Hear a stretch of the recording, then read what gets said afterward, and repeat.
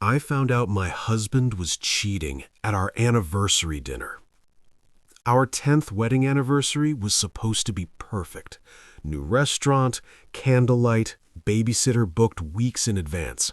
I even wore the red dress he loved, the one he once told me made him forget how to breathe. He was late. Not unusual lately, but that night it felt heavier. When he finally arrived, he looked distracted. Phone face down, smiling at nothing. Nervous energy I hadn't seen since we were dating. Halfway through dinner, the waiter brought champagne and said, "Compliments of the lady at the bar." I smiled, confused. "I think you've made a mistake."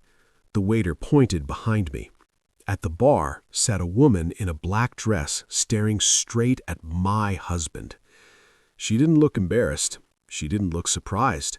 She lifted her glass toward him. My husband went completely pale. I turned slowly and asked, "Do you know her?" He didn't answer. She walked over. Up close, she was shaking, not scared, just emotional. She looked at me and said, "I'm so sorry. I didn't know tonight was your anniversary. He told me you were separated." I felt the room tilt. I asked him again, very quietly, "Do you know her?" He finally nodded. That's when she reached into her purse and placed something on the table between us, a positive pregnancy test. She whispered, "I found out yesterday, and then I saw your anniversary post online." The restaurant noise faded. Forks clinking, laughter, music, gone. I could only hear my own heartbeat. My husband tried to grab my hand. I stood up so fast my chair fell backward.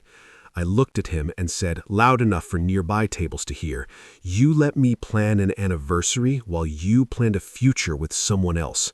Then I looked at her, not angry, just devastated, and said, "You can keep him. I don't want leftovers." I walked out in the red dress, alone. 10 years evaporated between the appetizer and dessert. He didn't come home that night.